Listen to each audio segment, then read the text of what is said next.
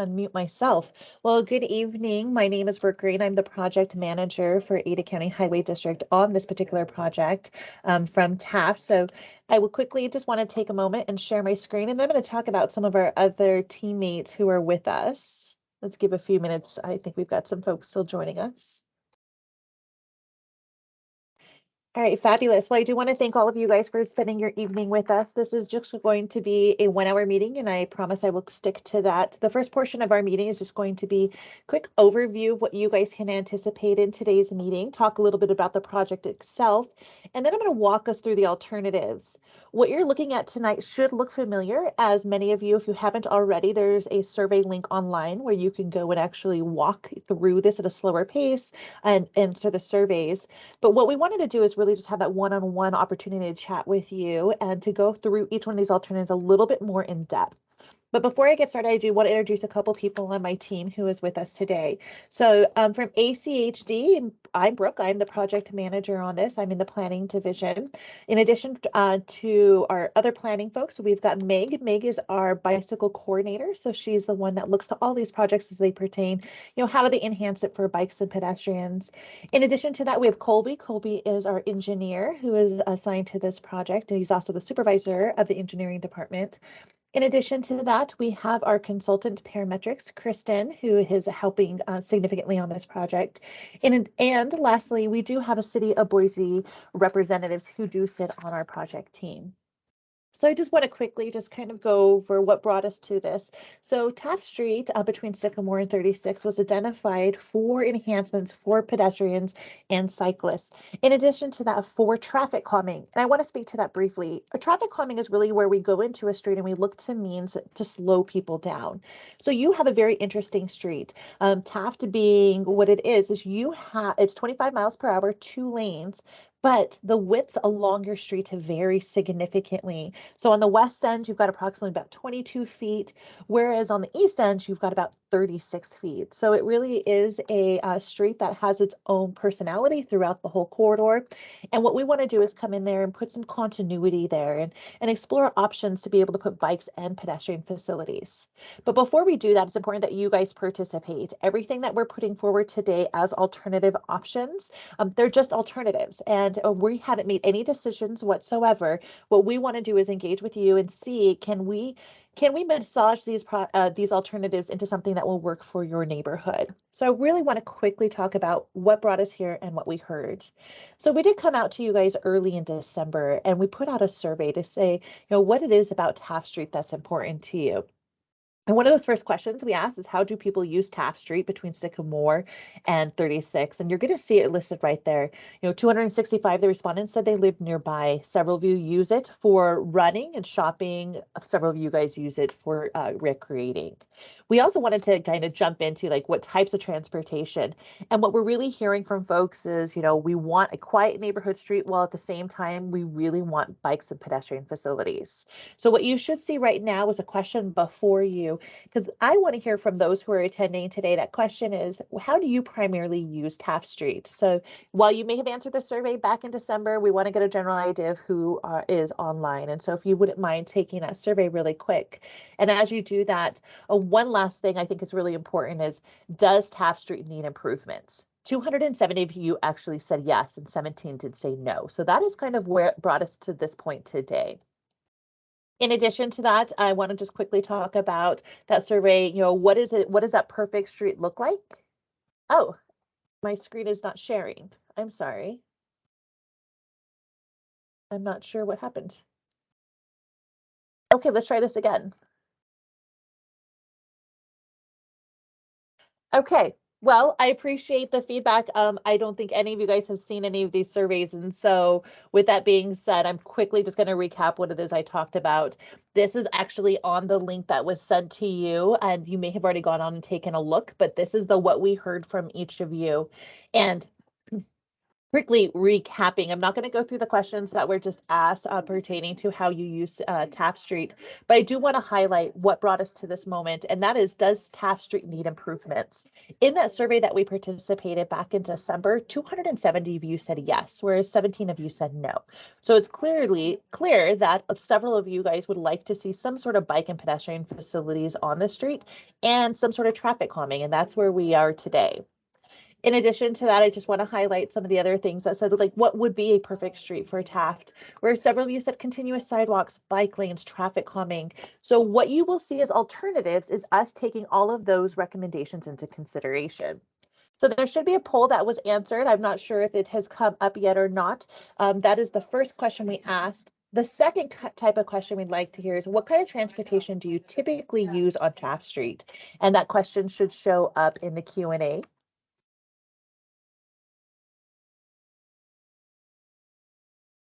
See if that is populating. So go ahead and just answer that and press the submit button.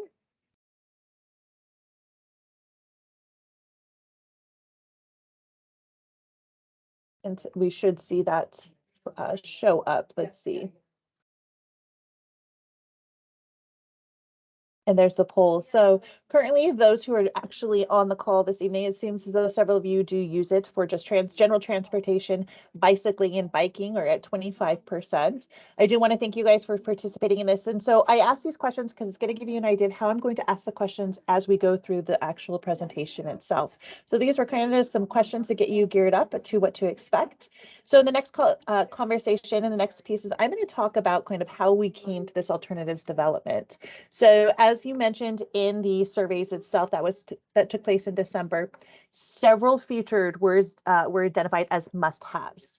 So what we heard from folks is, please, could you give us some type of ped facilities on both sides of the streets? In addition, can we look to on-street parking where possible? Because we do recognize that this is a neighborhood street. Certainly several of you reside along this corridor, and being able to have space for your guests to park, or in some cases, to be able to park your car out on our street is important. And we also heard that, please, if you're going to install sidewalks, can you make sure that they're 6 feet? So each one of our alternatives takes all of those things into account. And as I mentioned earlier, your street does have a personality of its own because your pavement width is sporadic throughout the whole corridor. From what I mentioned earlier, 22 feet on the east end, all the way to 36 feet. And as a result of that, you're also going to see on one segment of your street closer to 36, where you'll see a lot of speeding, or on this other section of your street where it's very narrow, we didn't see a lot of speeding. But certainly each one of your streets, this street does have its personality, and the alternatives does take that into account.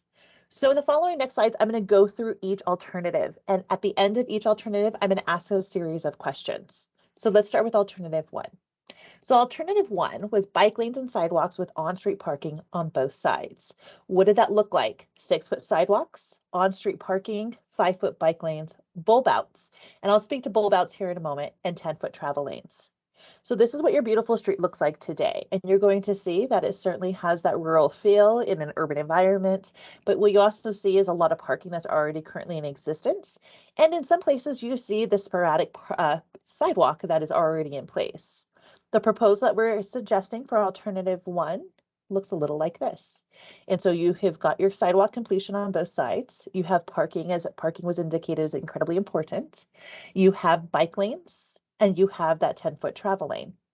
So this is what it looks like in a cross section, and then it kind of breaks that down by the numbers so you'll get a general idea.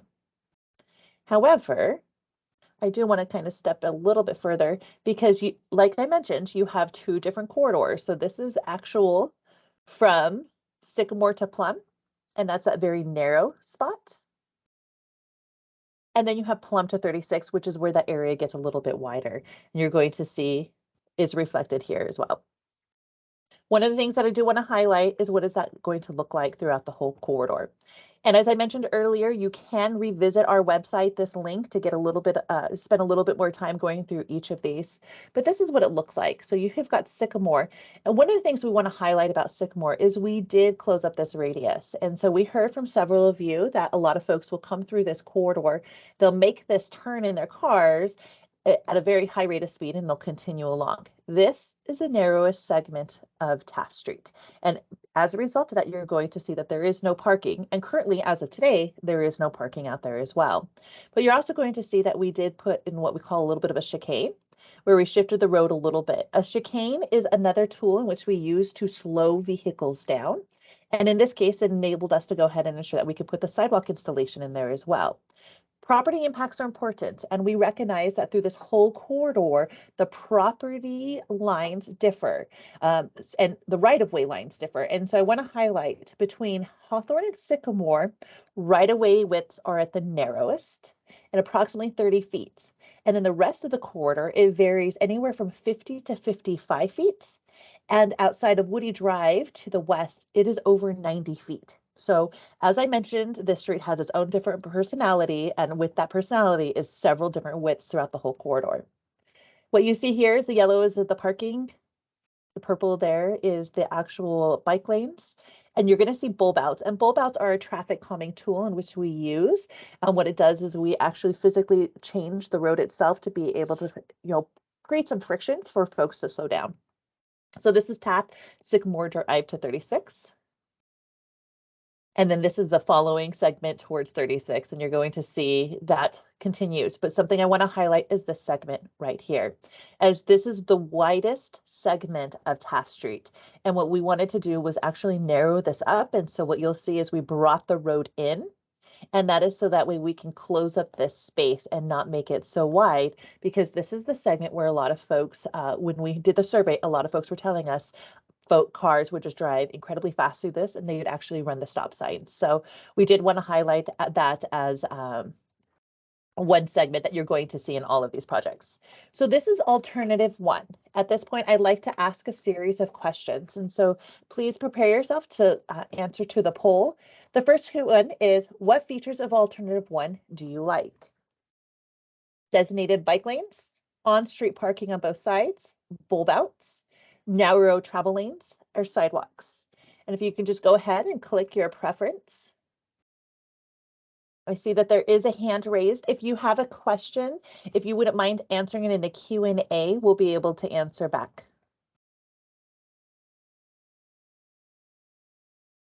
See, I have somebody curious about the survey. Just go ahead and click. What does the survey results show?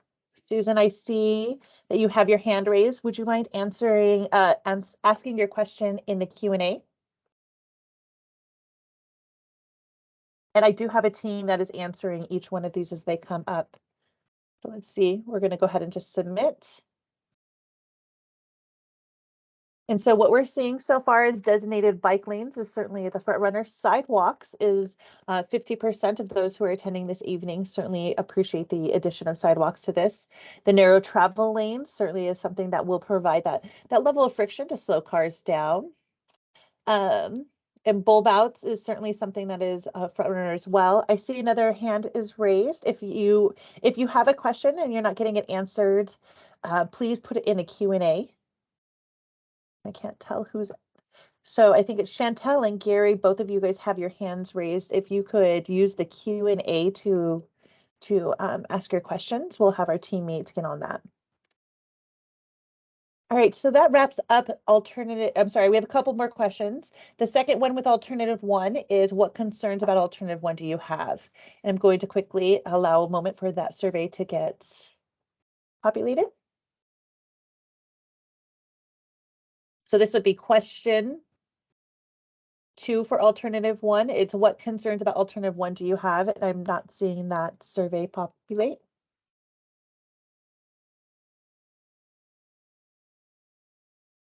Second, here we go.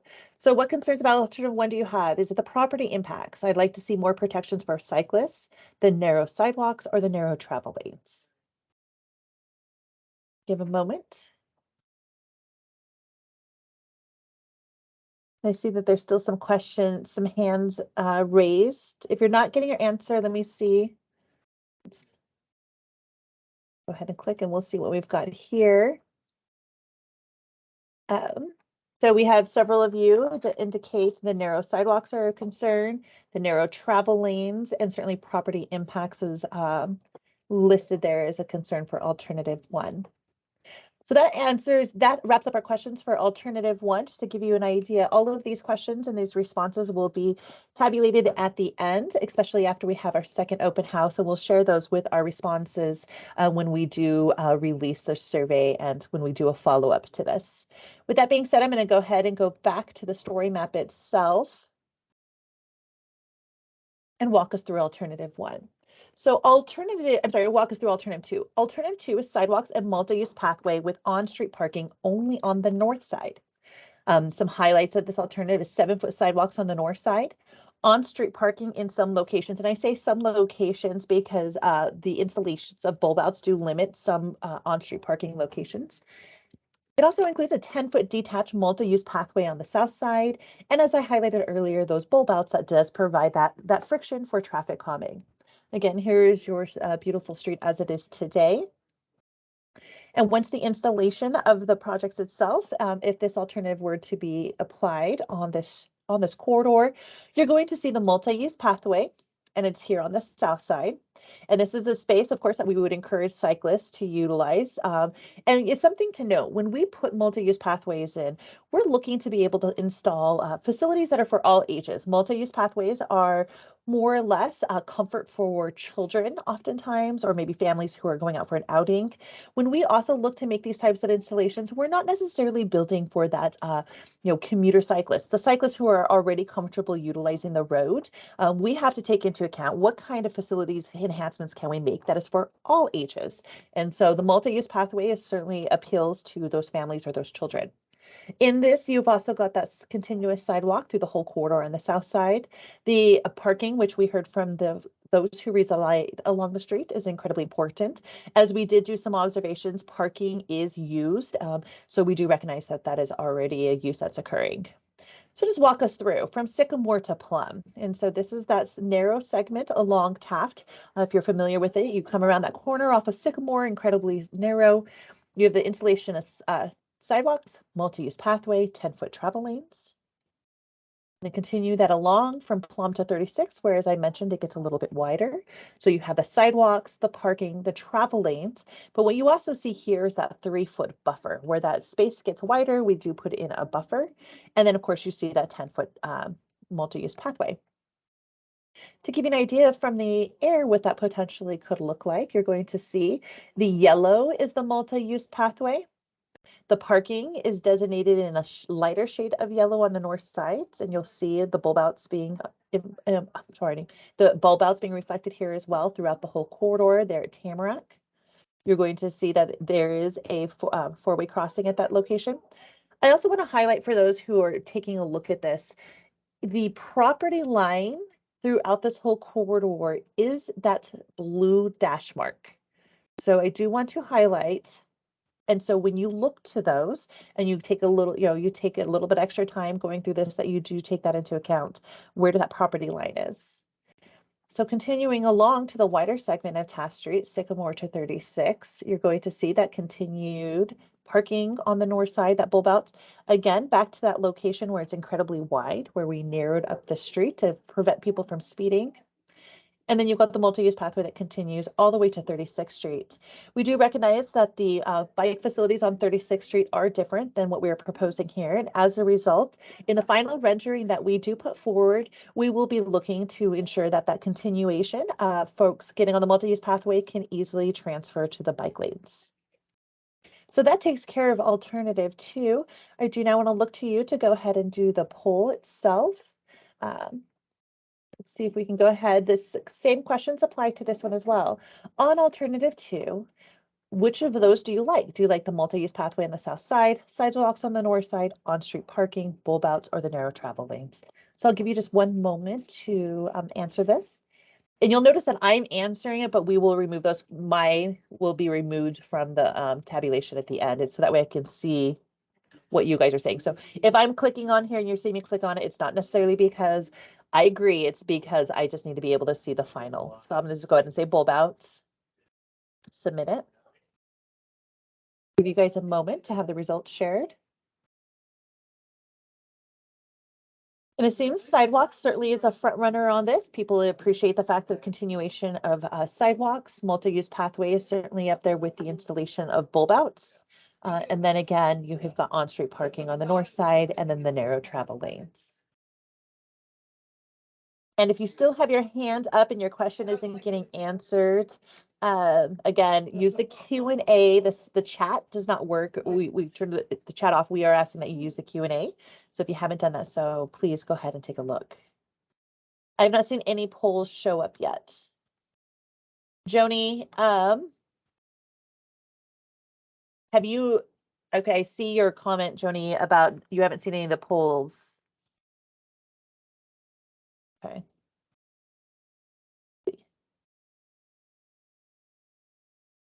That just came through now, so clearly you're still not seeing that. So, okay, and the second question, Joni, what we're going to do afterwards is maybe we'll spend a few moments to get your one-on-one responses. So linger a little longer after I'm done, and then we can go ahead and get those responses. So again, so what concerns about alternative do you have? So lack of on-street bike lanes, lack of on-street parking on the south side, property impacts, or the narrow travel lanes. So again, I'm just going to click on one so I can see the results themselves. I'll submit it, and then I want to see what the rest of you guys have to say. So the narrow travel lanes, several of you guys have identified that that is a concern. That was actually my response so I could see. Lack of on-street bike lanes, that's certainly something that has been highlighted here. Property impacts, of course, is also a front runner in this. And Joni, again, I see that you can't see these surveys, so we'll work with you to figure out how to remedy that. With that being said, I want to thank you guys for taking part in the surveys themselves. I'm going to jump from alternative 2 now to alternative 3. So give me just one moment as we return back to the story map. So alternative 3, and this is the last of the alternatives that we have before you. Alternative 3 has sidewalks and sharrows with on-street parking on both sides. Now, sharrows is actually an indicator that we put. It's that we put into the street itself to show where cyclists should be riding. It's shared space with the cars. However, with the installation of additional traffic calming, we're confident that we can still achieve our level of traffic stress that we have rated here at ACHD for bicyclists. And what that is in reality, it's how comfortable is it for cyclists to be able to use that space. So what you're going to see with this alternative is 7-foot sidewalks on both sides, on-street parking in some locations, bulb out, as well as 12-foot travel lanes. I will highlight that this is the narrowest of the alternatives that we're putting forward, because we do recognize that, you know, it is important to take into account the property impacts throughout this corridor. This is one alternative that we feel does achieve the goal of providing for comfort level of cyclists as well as pedestrian facilities. So what you'll see here is the continuation of sidewalks on both sides. You're going to see those sharrows. That sharrow is that designated space that's in the middle in which they share with the vehicles. And then you've got that parking. So moving along to see what that looks like. So let's go ahead and look at the narrowest segment of Taft, and this is Sycamore to Plum. So you've got sidewalk installation on both sides and the 10-foot travel lanes, and then you've got that shared space. So those sharrows that are indicated right there. Again, this is the narrowest segment. Let's take a look at the wider segment of Taft. Because there is more opportunity to provide additional parking throughout this corridor on the widest segment. So you're going to see the sidewalk installation, parking on both sides, and then you've got those 10-foot travel lanes. Further along, we're going to go ahead and take a look at what it looks like from the air. So you've got Sycamore, and again, I want to highlight in all 3 alternatives that we put forward, we did close up this radius a little bit so we can slow cars that are coming off of Sycamore so they can no longer just take that turn as fast as they can, which is what we heard as complaints. You're also going to see this narrow space. And then you're also going to continue on is where we'll start seeing the parking always after Plum. And that's, you know, the same for almost all alternatives where we are presenting parking. It does take place after Plum because this is where it does get wider. One thing to note is, as mentioned, this is the narrowest footprint. And so you're going to see that property line indicated there with those blue dashes, that this is the narrowest option that we have put forward. As a result, it has less property impacts. And so you're going to see it continue on, Tamarack being that 4-way stop with the crossings. And let's move on to the west side of this, I'm sorry, the east side, and then you continue it all the way through. You're going to see the continuation of bulb outs. And again, that is just so that way we can narrow up the space, cause a little bit of friction so we can calm the car, slow the traffic down. The same with all alternatives is narrowing that really wide segment. So building into the road so that way we can slow cars down that are going through at Woody Drive, which we had heard several folks that this happens to be the one area in which they speed through. And then lastly, you're going to see that connection there at 36 at Taft Street. And so as I highlighted earlier, we do recognize that there is bike facilities on 36th Street. Part of this is to ensure that we actually have that continuation of bike facilities. So all the transition points, whether it be sharrows or multi-use pathways or bike lanes, we will take that into account in the last rendering that we put forward. So lastly, that was the last alternative. So I'm going to come back to you, ask you again the same questions I've asked previously. So with that being said, if we could get the poll up. So what concerns about alternative 3 do you like? Lack of designated bike facilities, property impacts, or narrow travel lanes?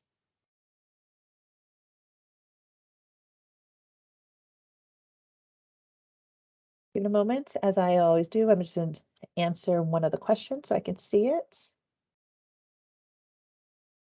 So we got lack of designated bike facilities. That is actually the front runner on this one, 60%, approximately 50% of you have indicated that is a concern. No travel lane still seems to hold steady, about 33%. And then of course, property impacts is there in the front. We do have one more question. Let me see if it'll get populated. It is actually, what do you want to see? What do you like about this? And see that alternative does come up.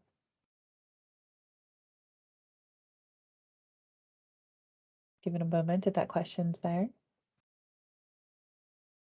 All right. Which feature of alternative 3 do you like? Minimal property impacts, narrow travel lanes, bulb outs, shared bike vehicle travel lanes, sidewalks, or on-street parking on both sides. So there's lots of options here. If you could just pick one in which you want to see, and I'm just going to click on minimal property impacts. Let's go ahead and take a look at what the results are. Okay, again, sidewalks. And so what we're hearing clear through all alternatives is the appreciation that we are considering sidewalks as an addition to this location. Narrow travel lanes, bulb outs, certainly bulb outs, which is that traffic calming piece, especially if you reside along Taft. If you are familiar with folks speeding through this area, we heard loud and clear that that's important. You guys want us to address it. With that being said, I'll go ahead and wrap this up. Those are the 3 alternatives that we went through. So lastly, the very last question we want to ask before I jump into the schedule is we do want to know, of the 3 alternatives, and this is the last poll you will take for this evening, which one did you like? Was it alternative 1, bike lanes with on-street parking on both sides? Alternative 2, sidewalks and multi-use pathways with on-street parking on the north side? Alternative 3, sidewalks and sharrows with on-street parking on both sides, or none of the alternatives. Give you a moment to.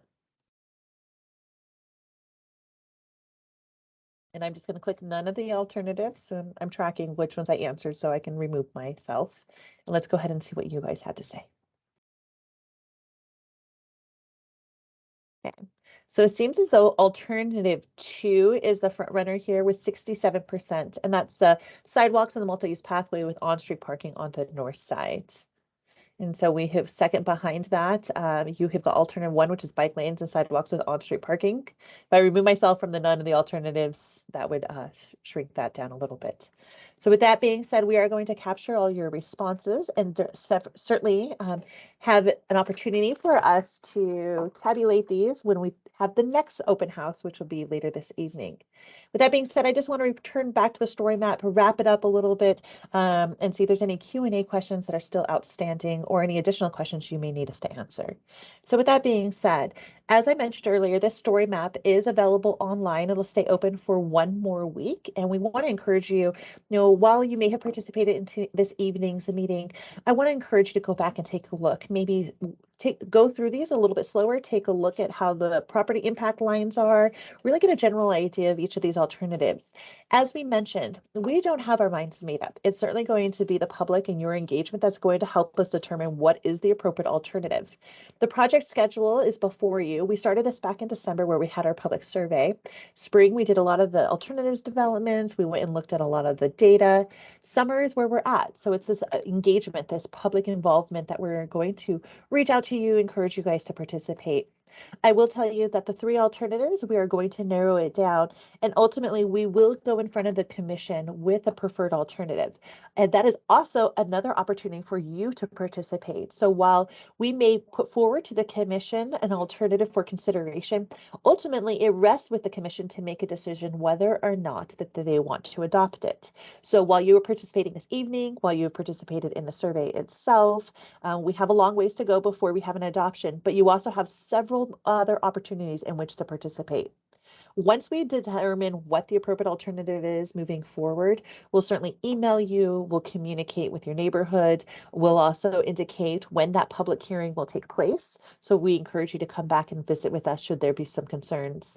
I also want to give you my contact information. And so again, this is on the page itself. As I mentioned, I'm Brooke Green. I'm the project manager on this. This is my contact information. So should you need to get in touch with me, encourage you to reach out. If there's something in particular you want to discuss, I'm certainly here to have that conversation. With that being said, I am going to have this link put in the Q&A so you guys can spend some additional time looking at that if you haven't already. General comment survey is here. You're certainly welcome to go and take that survey as well. So with that being said, I do want to go ahead. I'm going to stop sharing my screen. Well, I'll keep my screen open in case there's questions in particular. I see several hands are up. I'm going to respond verbally to the questions that are asked. So 6 minutes ago, and I'm just going to go off of, and if your names, I'm hoping they're right. So Pepper, what is the change at Sycamore and Taft and alternative 3 to reduce speed at turning right onto Taft? It looks as though Kristen has already taken into account. Yes, but that is an incredibly good question I'm going to answer out loud. So both Sycamore and Taft, as well as 36 and Taft, we are looking to change the radius of that turn. The turn movements, the way they are right now, it really does avail cars to be able just to keep sliding through. Because that radius isn't tight, our goal is to actually look to both of those, and it'll be in the final rendering. You're going to see some of that exhibited there, a little bit more detail. We want to go ahead and narrow that space down. So that way, when cars have to make that turn, they physically have to slow down. It's part of creating friction. That's the important part about traffic calming, is the more friction which we create, the slower the cars are going to go. And Kristen already answered that. I see another post, so I'm going to go ahead. Let's see. I don't see the polls. Is that Brenda? So Brenda, I'm hoping we were able to answer that. Let's see. Okay, with that being said, if you have Susan and Gary, Gary, I'm going to look to you first, because if you can ask your question in the Q&A, we can respond to that. The bushes on the north side at the corner make it blind corner. Awesome. That is incredibly important. Thank you. That is a detail that we would take into account as we move, once we identify the alternative, all of that that view in corners that view shed is going to be taken into account. And so if there's existing issues right now, we certainly could tell that to our maintenance to get out there and take a look at that if right now we have some concerns with that view. So thank you, Maureen. Thank you, Maureen, for highlighting that. We'll take note, and maybe we can get our maintenance crews go out there and take a look. Gary, I'm hoping your question was asked in here in the Q&A. Like I mentioned, we're only answering the questions that are put in the Q&A. So if you haven't used that tool yet, Susan, that applies for you as well. I'll give you guys a few minutes to go to the Q&A and go ahead and ask those questions if you don't mind typing them up. And primarily so that way everybody can see them and we can respond to them accordingly. Let's see. Give it a moment to see if we have any additional questions. I'm not seeing any so far. Again, let me see who else has got their hands raised. So Susan, Gary, Charlene. So Charlene, the Q&A, and if you guys have questions about how to use the Q&A, go up to the top of your screen it should say people, chat, reactions, Q&A. Click on Q&A. And once you click on that, you can ask a question and your name will show up kind of in a little box. Next it'll say ask a question. Just go ahead and type it there.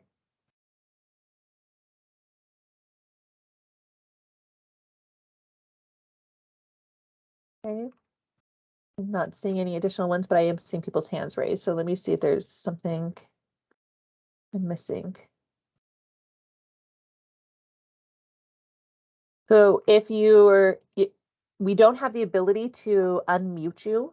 So if you could please use the Q&A to ask your question. And partly so that way everybody can see the questions that are being answered. And so with that being said, if there is some issues that are occurring as a result, you may not be able to put your questions in the Q&A. I'm going to go ahead and go back to the share screen. My contact information is right here, projects@achdIdaho.org. If you have questions that you're not able to answer this evening, I want to encourage you, projects@achdIdaho.org, or you can try me on the phone at 387-6318. If you could just go ahead and send me your questions in particular, we will be able to capture them. So I think I have one question if there isn't any left. All right, with that being said, Gary, Susan, Charlene, I look forward. If I didn't see your questions in the Q&A, I want to encourage you to go ahead and send me an email at projects, and we can go ahead and just have that dialogue back and forth either on the phone or an email. So that concludes our presentation today of the Taft Street. And I do want to highlight, while these alternatives are before you, they're not we have not made a decision on which alternative. Again, I want to reemphasize, if you have questions, if you have concerns, if we're missing something, certainly I encourage you to email me, call me. We have a long ways to go before this is put forward to the commission for an adoption. And if you gave us all your contact information when you registered this evening, you will get periodic updates. The next update that you should receive will probably be the results of this evening's outreach. In addition to that, the next one you should receive should be the alternative that we are putting forward.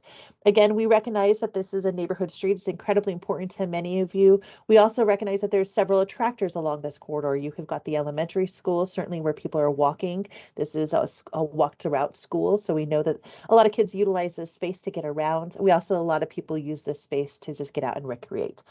This is your neighborhood street, so it is important that we hear from you. We're also incredibly interested in those who reside along the street. And so if you reside along the street and you have some concerns, certainly reach out to me.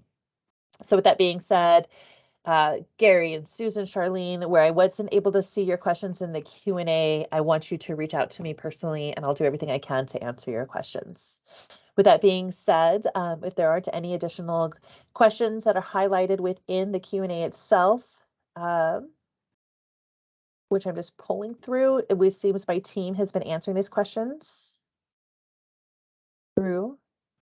Joni, if you weren't able to answer the surveys, I want to encourage you also to email me at projects@achd.idaho.org so we can answer and get your responses. It's important that we hear from each one of you. So if you weren't able to use the polls, we definitely want to get in touch.